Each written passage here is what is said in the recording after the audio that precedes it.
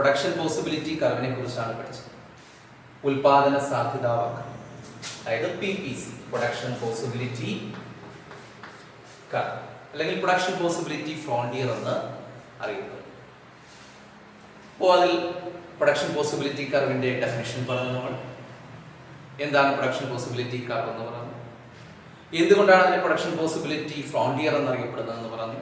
അതിന്റെ ഗ്രാഫ് വരച്ചു. നിങ്ങൾ എല്ലാവരും ആ ക്വസ്റ്റ്യൻ പ്രൊഡക്ഷൻ പോസിബിലിറ്റി ടേബിൾ അനുസരിച്ച് ഗ്രാഫ് വരച്ചിരിക്കുമെന്ന് കരുതുന്നു.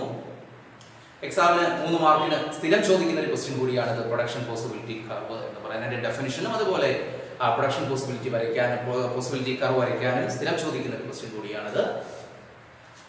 അപ്പോൾ അതിൽ അതിന്റെ ഡെഫിനിഷൻ നമ്മൾ പറഞ്ഞു. പ്രൊഡക്ഷൻ പോസിബിലിറ്റി കർവ് എന്ന് പറഞ്ഞാൽ it is the locus of points of combinations of two goods which an economy can produce with available resources and given technology എന്ന് പറഞ്ഞു. അതായത് നിലവിലെ സാങ്കേതിക വിദ്യയും ലഭ്യമായ വിഭവങ്ങൾ ഉപയോഗിച്ചുകൊണ്ട് ഒരു സമ്പദ് വ്യവസ്ഥയ്ക്ക് ഉൽപ്പാദിപ്പിക്കാൻ കഴിയുന്ന രണ്ട് സാധനങ്ങൾ, നമ്മൾ ഗുഡ് 1 ഗുഡ് 2 അല്ലെങ്കിൽ ഗുഡ് എക്സും ഗുഡ് വൈയുമാണ് അവിടെ എടുത്തത്. രണ്ട് സാധനങ്ങളുടെ വ്യത്യസ്ത സംയോഗ ബിന്ദുക്കൾ യോജിപ്പിച്ച് വരയ്ക്കുന്ന വക്രമാണ് പ്രൊഡക്ഷൻ പോസിബിലിറ്റി കർവ് എന്നത് നമ്മളവിടെ പറഞ്ഞു. അതുപോലെ അവിടെ റിസോഴ്സസിന്റെ വിഭവങ്ങളുടെ പരിധി ഉള്ളത് കൊണ്ടാണ് അതിനെ പ്രൊഡക്ഷൻ പോസിബിലിറ്റി ഫ്രോണ്ടിയർ എന്ന് വിളിക്കുന്നതെന്ന് നമ്മൾ പറഞ്ഞു.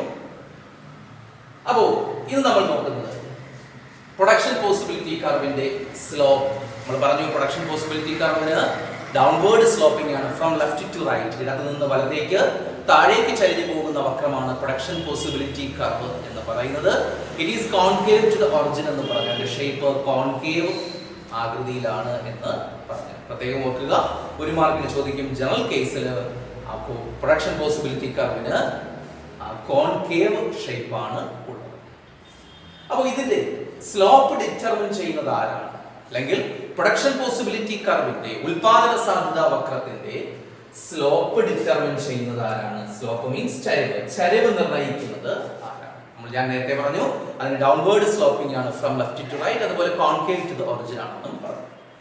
അപ്പോൾ പ്രൊഡക്ഷൻ പോസിബിലിറ്റി കർവിന്റെ സ്ലോപ്പ് ഡിറ്റർമിൻ ചെയ്യുന്ന ഫാക്ടറാണ് marginal opportunity cost. Marginal opportunity cost എന്ന് പറയും.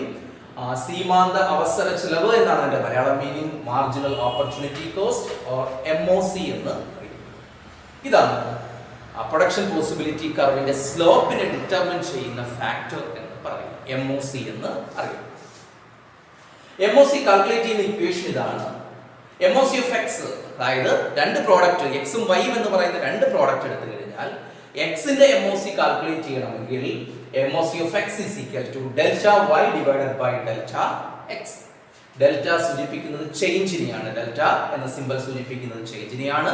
Delta y divided by delta x എന്നറിയപ്പെടുന്നത്, അതായത് change in good y divided by change in good x. അതായത് പ്രത്യേകം ശ്രദ്ധിക്കുക, MOC of x is equal to x എന്ന പ്രോഡക്റ്റിന്റെ MOC ആണ് കാൽക്കുലേറ്റ് ചെയ്യേണ്ടതെങ്കിൽ ആ MOC of x is equal to delta y divided by delta x ആണ്. അതായത് y എന്ന പ്രോഡക്റ്റിൽ ഉണ്ടാകുന്ന ചേഞ്ചിനെ x എന്ന പ്രോഡക്റ്റിൽ ഉണ്ടാകുന്ന ചേഞ്ച് കൊണ്ട് ഡിവൈഡ് ചെയ്യുമ്പോൾ നമുക്ക് മാർജിനൽ x എന്ന പ്രോഡക്റ്റിന്റെ മാർജിനൽ ഓപ്പർച്യൂണിറ്റി കോസ്റ്റ് ലഭിക്കും.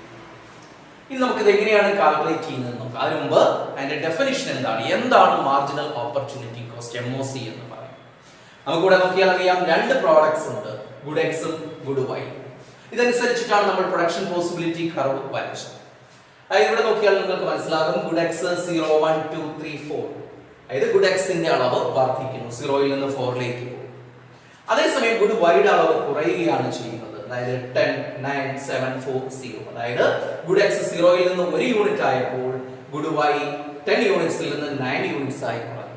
അതുപോലെ ഗുഡ് എക്സ് 1 യൂണിറ്റിൽ നിന്ന് 2 യൂണിറ്റ് ആയപ്പോൾ ഇവിടെ ഗുഡ് വൈയുടെ അളവ് 9 ൽ നിന്ന് 7 ആയി കുറഞ്ഞു.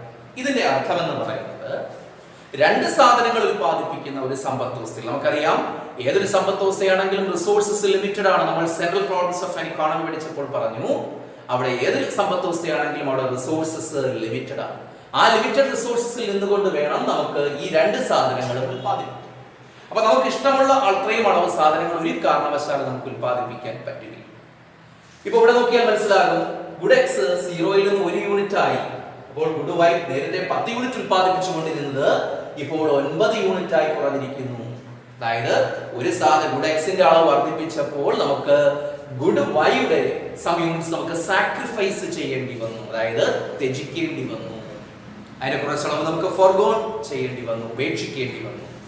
വീണ്ടും നോക്കുക, ഒരു യൂണിറ്റിൽ നിന്ന് ഗുഡ് എക്സ് 2 യൂണിറ്റ് ആയി. അപ്പോൾ ഗുഡ് വൈ 9 നിന്ന് 7 ആയി കുറഞ്ഞു. അവിടെ 2 യൂണിറ്റ് നമ്മൾ സാക്രിഫൈസ് ചെയ്തു. ഗുഡ് വൈ 2 യൂണിറ്റ് സാക്രിഫൈസ് ചെയ്തു. വീണ്ടും നോക്കുക, ഗുഡ് എക്സ് 2 നിന്ന് 3 യൂണിറ്റ് ആയി.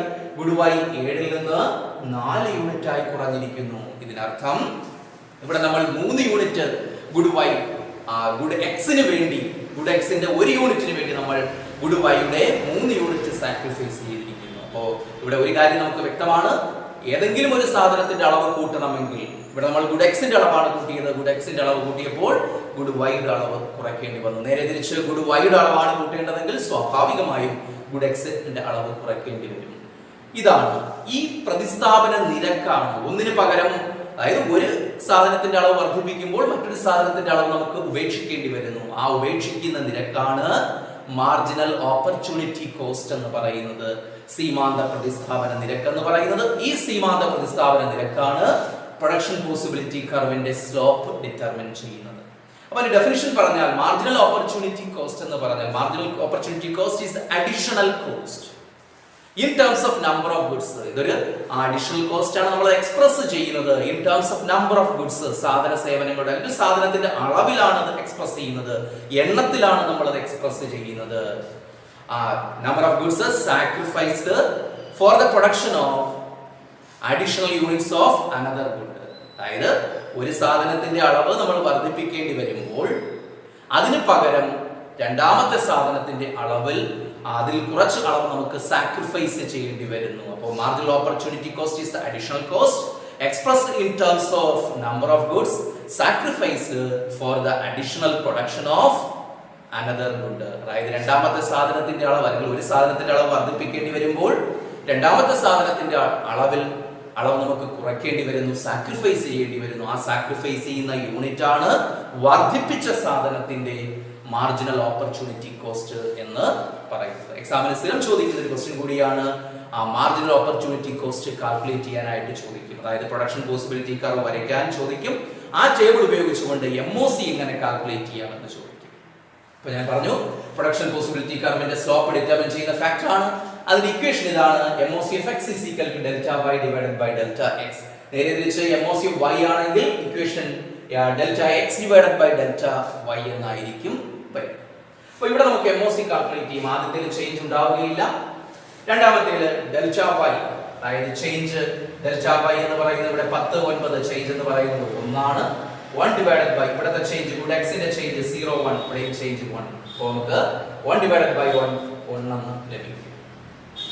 അടുത്തായി നമുക്ക് നോക്കാം രണ്ടാമത്തെ, ഇവിടെ 9 ൽ നിന്ന് ഗുഡ് y 9 ൽ നിന്ന് 7 ആയി കുറഞ്ഞിരിക്കുന്നു. അപ്പോൾ ഡെൽറ്റ y എന്ന് പറയുന്നത് ഗുഡ് വൈയുടെ ചേഞ്ച് എന്ന് പറയുന്നത് ഇവിടെ 2 ആണ്. ഇവിടെ 1 ൽ നിന്ന് 2 യൂണിറ്റ്, ഗുഡ് എക്സ് 1 ൽ നിന്ന് 2 യൂണിറ്റ്. അപ്പോൾ ഇവിടത്തെ ചേഞ്ച് എന്ന് പറയുന്നത് 1 യൂണിറ്റ് ആണ്. അപ്പോൾ 2/1 is equal to 2. അടുത്തായി നമുക്ക് നോക്കാം, ഗുഡ് വൈയുടെ ചേഞ്ച് 7 ൽ നിന്ന് 4 ആയി കുറഞ്ഞിരിക്കുന്നു. അപ്പോൾ ഇവിടത്തെ ചേഞ്ച് 3 ആണ്. 3 ഇവിടെ എല്ലാം 1 യൂണിറ്റ് ആണ്, ഓരോ യൂണിറ്റ് തന്നെയാണ് കൂടുന്നത്. അപ്പോൾ ഇവിടത്തെ ചേഞ്ച് എല്ലാം സെയിം ആണ്. അപ്പോൾ 1, അപ്പോൾ 3/1 3 ആണ്. അടുത്ത ഇവിടത്തെ ചേഞ്ച് ഗുഡ് വൈയുടെ അടുത്ത ചേഞ്ച് 4 ആണ്. 4/1 is equal to 4. ഇതാണ് MOC, മാർജിനൽ ഓപ്പർച്യൂണിറ്റി കോസ്റ്റ് എന്ന് പറയുന്നത്. ഇവിടെ നിങ്ങൾക്ക് ഒരു കാര്യം മനസ്സിലാകും, MOC വർദ്ധിക്കുന്നതായി കാണാം. MOC വർദ്ധിക്കുന്നതായി കാണാം. അതായത് 1 2 3 4 അങ്ങനെ MOC വർദ്ധിച്ച് പോവുകയാണ് ചെയ്യുന്നത്. ഇങ്ങനെയാണ് MOC കാൽക്കുലേറ്റ് ചെയ്യുന്നത്. ഒന്നുകൂടി പറയാം, നമ്മുടെ MOC of x ഇവിടെ x ആണ് വർദ്ധിക്കുന്നത്, അതുകൊണ്ട് x ന്റെ MOC ആണ് കാൽക്കുലേറ്റ് ചെയ്യുന്നത്. അപ്പോൾ MOC of x is equal to delta y divided by delta x. delta y എന്ന് പറഞ്ഞാൽ change in y, delta x എന്ന് പറഞ്ഞാൽ ചേഞ്ച് ഇൻ ഗുഡ് x ആണ്. ഇവിടെ ഡെൽറ്റ y എന്ന് പറയുന്നത് 10 9, അപ്പോൾ ചേഞ്ച് 1 ആണ്. ഗുഡ് x ന്റെ ചേഞ്ച് 1 ആണ്. അപ്പോൾ 1/1 1. അടുത്ത ഗുഡ് y യുടെ ചേഞ്ച് 9 ൽ നിന്ന് 7 ആയി കുറയുന്നപ്പോൾ അവിടുത്തെ ചേഞ്ച് എന്ന് പറയുന്നത് 2 യൂണിറ്റ് ആണ്. അപ്പോൾ 2/1 ഇവിടുത്തെ ചേഞ്ച് ഗുഡ് x ന്റെ ചേഞ്ച് എല്ലാം സെയിം ആണ്, എല്ലായിടത്തും 1 തന്നെയാണ്. അപ്പോൾ അതുകൊണ്ട് 2/1 is equal to 2. അടുത്ത ചേഞ്ച് 7 ൽ നിന്ന് 4 ആയി കുറയുന്നു. അപ്പോൾ അവിടുത്തെ ചേഞ്ച് 3 ആണ്. അപ്പോൾ 3/1 is equal to 3. അടുത്ത ചേഞ്ച് 4 ൽ നിന്ന് 0 ആയി കുറയുന്നു. അപ്പോൾ അവിടുത്തെ ചേഞ്ച് 4 ആണ്. 4/1 is equal to 4. ഈ പ്രകാരമാണ് നമുക്ക് മാർജിനൽ ഓപ്പർച്യൂണിറ്റി കോസ്റ്റ് നമ്മൾ കാൽക്കുലേറ്റ് ചെയ്യും. അപ്പോൾ ഇന്ന് നമ്മൾ പറഞ്ഞു പ്രൊഡക്ഷൻ പോസിബിലിറ്റി കർവിന്റെ സ്ലോപ്പ് ഡിറ്റർമിൻ ചെയ്യുന്നത് ആരാണ്? MOC ആണെന്ന് പറഞ്ഞു. MOCയുടെ എക്സ്പാൻഷൻ മാർജിനൽ ഓപ്പർച്യൂണിറ്റി കോസ്റ്റ് ആണ്. അത് കാൽക്കുലേറ്റ് ചെയ്യുന്ന ഇക്വേഷൻ പറഞ്ഞു. MOC(x) = delta y divided by delta x എന്ന് പറഞ്ഞു. അതിനുശേഷം MOC എങ്ങനെയാണ് കാൽക്കുലേറ്റ് ചെയ്യുന്നതെന്നും പറഞ്ഞു. അടുത്തായി നമ്മൾ നോക്കുന്നത് MOC അതുപോലെ പ്രൊഡക്ഷൻ പോസിബിലിറ്റി കർവിന്റെ ഷേപ്പും തമ്മിലുള്ള ബന്ധം. MOCയും PPCയുടെ ഷേപ്പും തമ്മിലുള്ള ബന്ധം. അപ്പൊ ആദ്യമേ പറഞ്ഞു PPCയുടെ സ്ലോപ്പ് ഡിറ്റർമിൻ ചെയ്യുന്ന ഫാക്ടർ ആണ് MOC എന്ന് പറഞ്ഞു. ഇവിടെ ഒരു കാര്യം മനസ്സിലാക്കുക, MOC ഇവിടെ വർദ്ധിക്കുന്നുണ്ട്. ചില അവസരങ്ങളിൽ MOC കുറയാം, മറ്റു ചിലപ്പോൾ MOC കോൺസ്റ്റന്റ് ആയിട്ടും. അപ്പോ കൺഫ്യൂഷൻ വേണ്ട. ഇപ്പോൾ ഇവിടെ നമ്മൾ ഈ ടേബിൾ അനുസരിച്ച് പ്രൊഡക്ഷൻ പോസിബിലിറ്റി ടേബിൾ അനുസരിച്ച് അല്ലെങ്കിൽ പ്രൊഡക്ഷൻ പോസിബിലിറ്റി സെറ്റ് അനുസരിച്ച് ഇവിടെ MOC കൂടുന്നതായിട്ടാണ് കണ്ടത്. ചില അവസരങ്ങളിൽ നമ്മൾ കാൽക്കുലേറ്റ് ചെയ്യുമ്പോൾ MOC കുറഞ്ഞു വരാം, മറ്റു ചിലപ്പോൾ MOC കോൺസ്റ്റന്റ് ആയിട്ടിരിക്കാം. there is no ചേഞ്ച് ഉണ്ടാകാതിരിക്കാം. അപ്പോ അത് PPCയുടെ ഷേപ്പിനെയും അഫക്റ്റ് ചെയ്യും. PPCയുടെ ഷേപ്പിനെയും അഫക്റ്റ് ചെയ്യും. അപ്പൊ അത് എപ്രകാരമാണ്? 3 മാർക്കിന്റെ മറ്റൊരു ക്വസ്റ്റ്യൻ ആണ് MOC ആൻഡ് PPC. MOCയും PP അല്ലെങ്കിൽ relationship between MOC and PPC. PPCയും MOCയും തമ്മിലുള്ള റിലേഷൻഷിപ്പ് നമ്മൾ എങ്ങനെയാണ് കാൽക്കുലേറ്റ് ചെയ്യുന്നതെന്ന് നോക്കാം.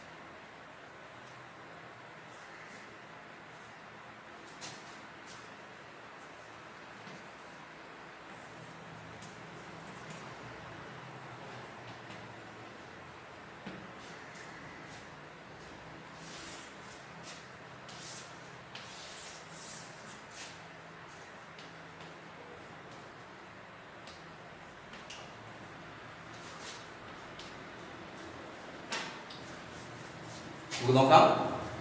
MOCയും PPCയുടെ ഷേപ്പും തമ്മിലുള്ള relationship between MOC and PPC. Marginal opportunity കോസ്റ്റും പ്രൊഡക്ഷൻ പോസിബിലിറ്റി കർവും തമ്മിലുള്ള. ഇപ്പൊ ജനറൽ കേസിൽ ഞാൻ ആദ്യമേ പറഞ്ഞു PPCക്ക് കോൺകേവ് ഷേപ്പ് ആണ് എന്ന് പറഞ്ഞു. അല്ലാത്ത സാഹചര്യങ്ങളും ഉണ്ടാകാം, അത് എപ്പോഴും MOCയെ ഡിപ്പെൻഡ് ചെയ്തിരിക്കുന്നു. ഇപ്പോൾ ജനറൽ കേസിൽ ഓർക്കുക PPCക്ക് കോൺകേവ് ഷേപ്പ് ആണ്. അങ്ങനെ ആകാതെ വരുന്ന സിറ്റുവേഷൻസ് ഉണ്ടാകാം, അതെപ്പോഴും MOCയെ ഡിപ്പെൻഡ് ചെയ്തിരിക്കും. ഇപ്പൊ നമുക്ക് നോക്കാം.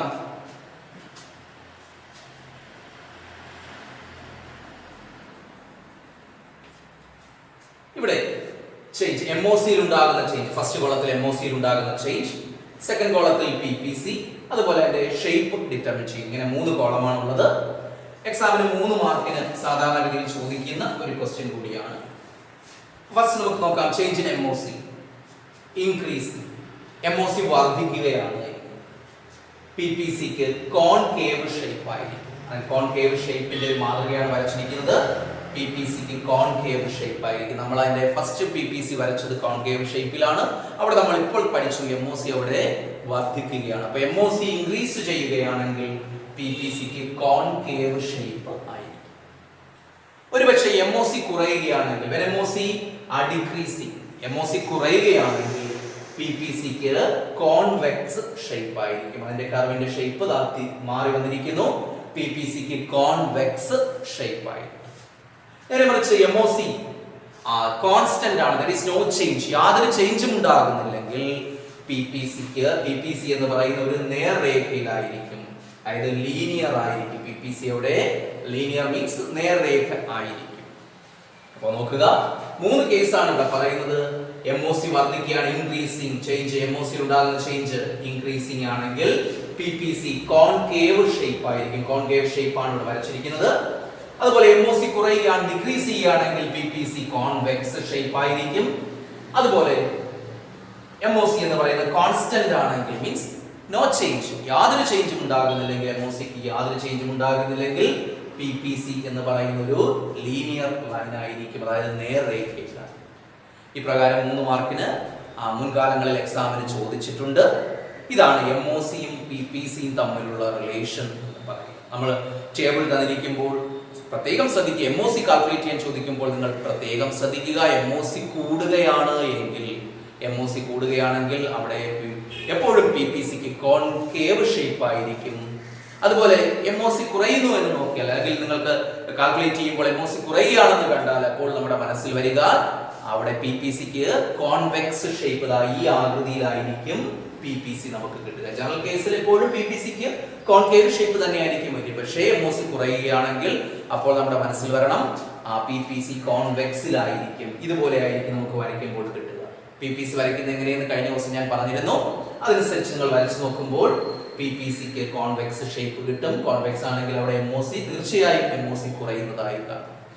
അതുപോലെ ഇവിടെ MOC കോൺസ്റ്റന്റ് ആയിട്ട് നിൽക്കുകയാണ് എങ്കിൽ നോ ചേഞ്ച്, അങ്ങനെയാണെങ്കിൽ എപ്പോഴും ഇതുപോലെ ഒരു ലീനിയർ ലൈൻ ആയിരിക്കും, നേർരേഖയിലായിരിക്കും PPC വരികയെന്ന് പറയുന്നത്. ഇതാണ് MOC PPC തമ്മിലുള്ള റിലേഷൻ എന്ന് പറയുന്നത്. ഇപ്പോൾ വേണമെങ്കിൽ നമുക്ക് ഇത് കുറയുന്ന ഒരു കേസ് നമുക്ക് നോക്കാം. MOC എങ്ങനെയാണ് കുറയുന്നത് നമുക്ക് കൺഫ്യൂഷൻ വേണ്ട. MOC കുറയുന്ന ഒരു കേസ് നമുക്ക് നോക്കാം. ഗുഡ് എക്സ് ഫസ്റ്റ് കോളത്തിൽ ഗുഡ് എക്സ്, സെക്കൻഡ് കോളത്തിൽ ഗുഡ് വൈ, തേർഡ് കോളത്തിൽ MOC. Good X 0 1 2 3 4. ഇവിടെ നമുക്ക് നോക്കാം ഗുഡ് വൈ 10 6 3 1 0. ഇത് MOC കുറയുന്ന കേസാണ്. നമ്മൾ ആദ്യം പഠിച്ചത് MOC കൂടുന്ന കേസാണ് പഠിച്ചത്. ഇവിടെ MOC കുറയുന്ന കേസാണ് പറയുന്നത്. ആദ്യത്തെ ഫസ്റ്റിൽ ഒരിക്കലും ചേഞ്ച് ഉണ്ടാവുകയില്ല. അടുത്ത നമുക്ക് നോക്കാം ഗുഡ് വൈ എന്ന് പറയുന്നത് 10 ചേഞ്ച് എന്ന് പറയുന്നത് ഡെൽറ്റ വൈ ആണ് നമ്മൾ എടുത്തത്. MOC കാൽക്കുലേറ്റ് ചെയ്യുന്നതിന് delta Y by delta X ആണ് നിങ്ങൾക്ക് അറിയാം. അപ്പോൾ ഇവിടെ നോക്കാം 4y, ഇവിടുത്തെ ചേഞ്ച് 1 = 4. അടുത്ത ചേഞ്ച് 6 ഉം 3 ഉം തമ്മിലുള്ള ചേഞ്ച് 3/1 = 3. അടുത്ത ചേഞ്ച് 3 ഉം 1 ഉം ആണ്, അപ്പോൾ ചേഞ്ച് 2/1 = 2. അടുത്ത ചേഞ്ച് 1 0 ചേഞ്ച് 1, ഇവിടെയും ചേഞ്ച് 1 തന്നെയാണ്, 1/1 = 2. ഇവിടെ നോക്കിയാൽ നിങ്ങൾക്ക് മനസ്സിലാകും ഇവിടെ MOC ഡിക്രീസ് ചെയ്യുകയാണ്. ഇത് നിങ്ങൾ ഒരു നോട്ട്ബുക്ക് എടുത്ത് ഗ്രാഫ് വരയ്ക്കുകയാണെങ്കിൽ തീർച്ചയായും PPC എന്ന് പറയുന്നത് കോൺവെക്സ് ഷേപ്പിലായിരിക്കും. ഇത് നിങ്ങൾ നോട്ട്ബുക്ക് എടുത്ത് വരച്ചു നോക്കുക. അപ്പോൾ നിങ്ങൾക്ക് തീർച്ചയായും മനസ്സിലാകാതെ ഗുഡ് എക്സ് ആക്സിലും ഗുഡ് വൈ ആക്സിലും വെച്ചുകൊണ്ട് നിങ്ങൾ ഒരു PPC വരച്ചു നോക്കുക. തീർച്ചയായും അത് കോൺവെക്സ് ഷേപ്പിലായിരിക്കും. നേരത്തെ കിട്ടിയതുപോലെയല്ല, കോൺവെക്സ് ഷേപ്പിലായിരിക്കും അത് കിട്ടുക. കാരണം ഇവിടെ MOC കുറയുന്നത് കൊണ്ടാണ് പ്രകാരം വരുന്നത്. ഇനി നമുക്ക് MOC കോൺസ്റ്റന്റ് ആയിരിക്കുന്ന സിറ്റുവേഷൻ നമുക്ക് നോക്കാം. ഇവിടെ ഗുഡ് വൈയിലെ ചേഞ്ച് നമുക്ക് നോക്കാം.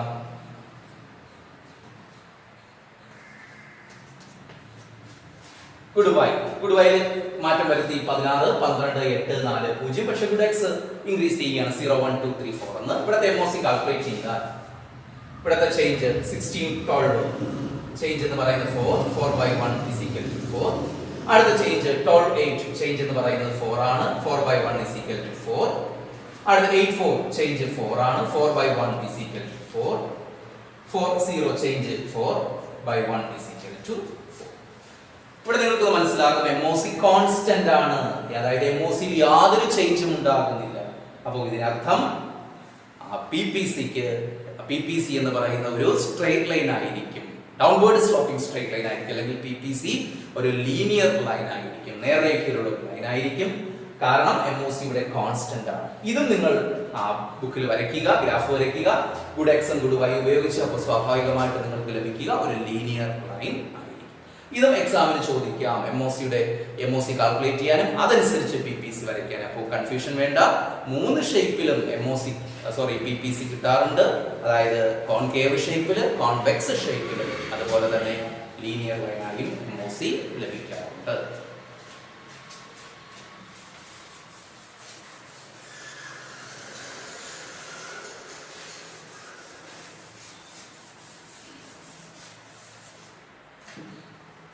അടുത്തായി നമ്മൾ നോക്കുന്നത് PPC പ്രൊഡക്ഷൻ പോസിബിലിറ്റി കർവിലുള്ള അവസാനത്തെ ക്വസ്റ്റ്യൻ ആണ്. പ്രൊഡക്ഷൻ പോസിബിലിറ്റി കർവ് എന്ന ഭാഗത്തെ ലാസ്റ്റ് ക്വസ്റ്റ്യൻ ആണ്.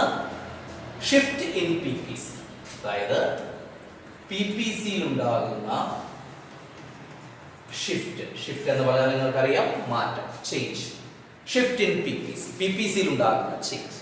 എപ്രകാരമാണ് PPC ചേഞ്ച് ചെയ്യുന്നത്, ഷിഫ്റ്റ് ചെയ്യുന്നത്? നമ്മൾ കഴിഞ്ഞ ദിവസം PPC വരച്ചതിന് ശേഷം അവിടെ ഒരു ക്വസ്റ്റ്യൻ ചോദിക്കുമെന്ന് ഞാൻ പറഞ്ഞു. ഐഡന്റിഫൈ ദി ഫോളോയിങ് പോയിന്റ്സ് എന്ന് പറഞ്ഞൊരു ക്വസ്റ്റ്യൻ ഉണ്ടാകുമെന്ന് പറഞ്ഞു. അവിടെ നിങ്ങൾക്ക് അറിയാൻ പറ്റും 3 പോയിന്റ്സ് അവിടെ നമ്മൾ മാർക്ക് ചെയ്തു. അതായത് PPC യിലുള്ള ഒരു പോയിന്റ്, PPC ഉള്ള അതുപോലെ PPC അകത്തുള്ള ഒരു പോയിന്റ്, അതുപോലെ PPC ക്ക് വെളിയിലുള്ള പോയിന്റ്സ് നമ്മൾ മാർക്ക് ചെയ്ത് പറഞ്ഞു. അവിടെ ഞാൻ പറഞ്ഞു 3 മാർക്കിന് ചോദിച്ചിട്ടുണ്ട്, മുൻകാലങ്ങളിൽ 3 മാർക്കിന് ചോദിച്ചിട്ടുണ്ട്. അതായത് ഒരിക്കലും പ്രൊഡക്ഷൻ പോസിബിലിറ്റി കർവ് ടച്ച് ചെയ്യാതെ ഒരു ക്വസ്റ്റ്യൻ പബ്ലിക് എക്സാം ഉണ്ടാകില്ല. ഇത് നമ്മുടെ ഫസ്റ്റ് ചാപ്റ്റർ, ഇൻട്രൊഡക്ഷൻ ചാപ്റ്ററായ ഇൻട്രൊഡക്ഷൻ ടു മൈക്രോ എക്കണോമിക്സ് എന്ന് പറയുന്നത് വളരെ ചെറിയൊരു ചാപ്റ്ററാണ്. അതായത് സെൻട്രൽ പ്രോബ്ലംസ് ഓഫ് ഇക്കോണമി, അതുപോലെ ഈ പ്രൊഡക്ഷൻ പോസിബിലിറ്റി കർവുമാണ് പ്രധാനമായും ഇതിൽ പഠിക്കാനുള്ളത്. അപ്പോൾ ഈ പ്രൊഡക്ഷൻ പോസിബിലിറ്റി കർവ് ടച്ച് ചെയ്യാതെ ഒരു ക്വസ്റ്റ്യൻ പബ്ലിക് എക്സാമിന് ചോദിക്കില്ല. അതുകൊണ്ട് വളരെ കാര്യമായിട്ട് തന്നെ നിങ്ങൾ പ്രൊഡക്ഷൻ പോസിബിലിറ്റി കർവ് വരച്ച് പഠിക്കുക തന്നെ വേണം. 3 കേസാണ് നമ്മളവിടെ പറഞ്ഞത്. അടുത്ത നമ്മൾ നോക്കുന്നത് ഷിഫ്റ്റ് ഇൻ PPC, അതായത് PPC യിൽ ഉണ്ടാകുന്ന ഷിഫ്റ്റിനെ കുറിച്ചാണ് പറയുന്നത്. എപ്പോഴാണ് പ്രൊഡക്ഷൻ പോസിബിലിറ്റി കർവ് ഷിഫ്റ്റ് ചെയ്യുന്നത്? അതായത് സാധാരണഗതിയിൽ ഇതാണ് ഒരു പ്രൊഡക്ഷൻ പോസിബിലിറ്റി കർവ് എന്ന് പറയുന്നത്. നമ്മൾ വരച്ചു പ്രൊഡക്ഷൻ പോസിബിലിറ്റി കർവിന് ഒരു പേര് കൊടുത്താൽ നമുക്ക് AB എന്ന് വിളിക്കും. X ആക്സിൽ ഗുഡ് X അല്ലെങ്കിൽ ഗുഡ് 1 മാർക്ക് ചെയ്യുന്നു, Y axis good Y mark. അപ്പോൾ ഇത് ഷിഫ്റ്റ് ചെയ്യാം. അതായത് ഔട്ട്വേർഡ് ആയിട്ടും ഇൻവേർഡ് ആയിട്ടും പ്രൊഡക്ഷൻ പോസിബിലിറ്റി കർവ് ചിലപ്പോൾ ഷിഫ്റ്റ് ചെയ്യാം. ഔട്ട്വേർഡ് എന്ന് വെച്ചാൽ റൈറ്റിലേക്ക് ഷിഫ്റ്റ് ചെയ്യാം, ഇൻവേർഡ് മീൻസ് അകത്തേക്ക് അതല്ലെങ്കിൽ ലെഫ്റ്റിലേക്ക് നിലവിലുള്ള PPC ഷിഫ്റ്റ് ചെയ്യാം. അപ്പോൾ നിലവിലുള്ള PPC AB ആണ്, അത് റൈറ്റിലേക്ക് ഷിഫ്റ്റ് ചെയ്യുന്നു എന്ന് വിചാരിക്കുക. അപ്പോൾ പുതിയ പേര് കൊടുക്കുന്നു A1 എന്നും B1 ആയിട്ട് ഷിഫ്റ്റ് ചെയ്തത്. പുതിയ PPC A1 B1. നമ്മുടെ ഒറിജിനൽ PPC എന്ന് പറയുന്നത് AB ആണ്, അത് റൈറ്റിലേക്ക് ഷിഫ്റ്റ് ചെയ്തിരിക്കുന്നു. അതായത് A യിൽ നിന്ന് A1 ആയി B യിൽ നിന്ന് B1 ആയി മാറിയിരിക്കുന്നു. അപ്പോൾ നമ്മുടെ production possibility curve A1 B1 എന്ന് ലഭിക്കും. അപ്പോൾ ഇതിന്റെ കാരണം പരീക്ഷിച്ചു. അതായത് PPC റൈറ്റിലേക്ക് ഷിഫ്റ്റ് ചെയ്യാനുള്ള കാരണം എന്താണ്? What are the reasons for the rightward shift in PPC? അതിന്റെ കാരണം എന്താണ്? റൈറ്റിലേക്ക് ഷിഫ്റ്റ്, ഞാൻ പറഞ്ഞു റൈറ്റിലേക്കും ലെഫ്റ്റിലേക്കും ഷിഫ്റ്റ് ചെയ്യാം. റൈറ്റിലേക്ക് ഷിഫ്റ്റ് ചെയ്യാനുള്ള കാരണം എന്ന് പറയുന്നത് 2 പോയിന്റ്സ് ഉള്ളൂ. ഒന്ന്, increase in the availability of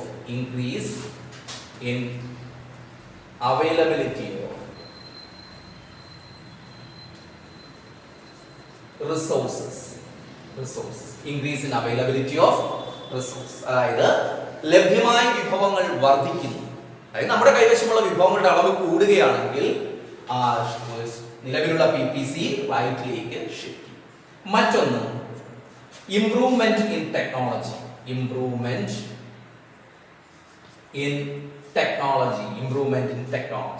അപ്പോൾ ഈ 2 കാരണങ്ങൾ മൂലമാണ്. അതായത് ഒന്ന്, ലഭ്യമായ വിഭവങ്ങളുടെ അളവ് വർദ്ധിക്കുന്നു.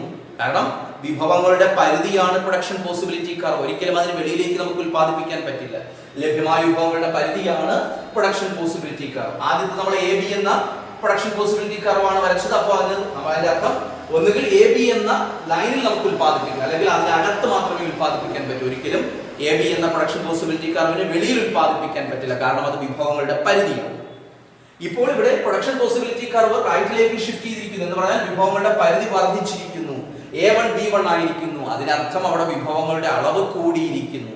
അപ്പൊ അതിന്റെ റീസൺസ് ചോദിച്ചാൽ പറയുക, AB എന്ന production possibility curve A1 B1 ആയി വലത്തേക്ക് ഷിഫ്റ്റ് ചെയ്യാനുള്ള കാരണം ഒന്ന്, increase in availability of resources, ലഭ്യമായ വിഭവങ്ങളുടെ അളവ് വർദ്ധിച്ചിരിക്കുന്നു. മറ്റൊന്ന്, ഇംപ്രൂവ്മെന്റ് ഇൻ ടെക്നോളജി, സാങ്കേതിക വിദ്യയിലുള്ള പുരോഗതി. നേരെ മറിച്ച് ലെഫ്റ്റ്വേർഡ് ഷിഫ്റ്റ് ആണെങ്കിൽ, അതായത് നിലവിലുള്ള PPC അകത്തേക്കാണ് മാറുന്നതെങ്കിൽ നമ്മൾ ഇതിന്റെ റീസൺസ് നേരെ ഓപ്പോസിറ്റ് പറഞ്ഞാൽ മതിയാകും. കാരണം അവിടെ റിസോഴ്സസിന്റെ അളവ് കുറയുകയാണ് ചെയ്യുന്നത്. അതായത് ഇൻക്രീസ് മാറ്റി ഡിക്രീസ് ഇൻ റിസോഴ്സസ്. മറ്റൊന്ന്, ഇംപ്രൂവ്മെന്റ് ഇൻ ടെക്നോളജി, അതുപോലെ അത് ഡിറ്റീരിയറേഷൻ ഇൻ ടെക്നോളജി എന്ന് പറയാം. Deterioration in technology. അപ്പോൾ ലെഫ്റ്റ് വേർഡ് ഷിഫ്റ്റ് ആണെങ്കിൽ ഓർക്കുക, അത് ഡിറ്റീരിയറേഷൻ ഇൻ ടെക്നോളജി, അതായത് സാങ്കേതിക വിദ്യയിൽ ഉണ്ടാകുന്ന അപചയം, അതായത് പഴഞ്ചൻ സാങ്കേതിക വിദ്യകൾ ഉപയോഗിക്കുകയാണെങ്കിൽ നമുക്ക് കൂടുതൽ ഉൽപാദനം നടത്താൻ പറ്റില്ല. അപ്പോൾ നിലവിലുള്ള PPC ലെഫ്റ്റിലേക്ക് മാറും. മറ്റൊന്ന് ഇവിടെ ഇൻക്രീസ് ആയിരുന്നെങ്കിൽ ഡിക്രീസിങ് അവൈലബിൾ റിസോഴ്സസ്, ലഭ്യമായ വിഭവങ്ങളുടെ കുറവ്, അതും എന്തിലേക്ക് നയിക്കുന്നു? PPC ലെഫ്റ്റിലേക്ക് മാറാൻ കാരണം. അപ്പോൾ റൈറ്റിലേക്ക് മാറാൻ increase in available resources, improvement in technology. ലെഫ്റ്റിലേക്കാണ് പോകുന്നതെങ്കിൽ അതിനർത്ഥം അതിന്റെ കാരണം എന്ന് പറയുന്നത് ഇൻക്രീസ് അല്ല, decrease in available resources and deterioration in technology, അതായത് സാങ്കേതിക വിദ്യയിൽ ഉണ്ടാകുന്ന അപചയം, അതായത് പഴഞ്ചൻ സാങ്കേതിക വിദ്യകളൊക്കെ ഉപയോഗിക്കുകയാണെങ്കിൽ ഇതിനെ സംഭവിക്കും. അപ്പോൾ ഇതാണ് PPC യെ കുറിച്ച് നമുക്ക് പ്രധാനമായും പഠിക്കേണ്ടത്. അപ്പോൾ ഇന്ന് നമ്മൾ PPCയുടെ ഷേപ്പ് MOC യെ കുറിച്ച് പറഞ്ഞു, അതുപോലെ MOCയുടെ ഡെഫിനിഷൻ പറഞ്ഞു, അതുപോലെ MOC കാൽക്കുലേറ്റ് ചെയ്യുന്നത് എങ്ങനെയെന്ന് പറഞ്ഞു, അതിനുശേഷം ഷിഫ്റ്റ് ഇൻ PPC യെ കുറിച്ച് പറഞ്ഞു. അപ്പോൾ ഇത്രയും പറഞ്ഞുകൊണ്ട് നമുക്ക് ഇന്നത്തെ ക്ലാസ് തൽക്കാലം അവസാനിപ്പിക്കാം. Thank you.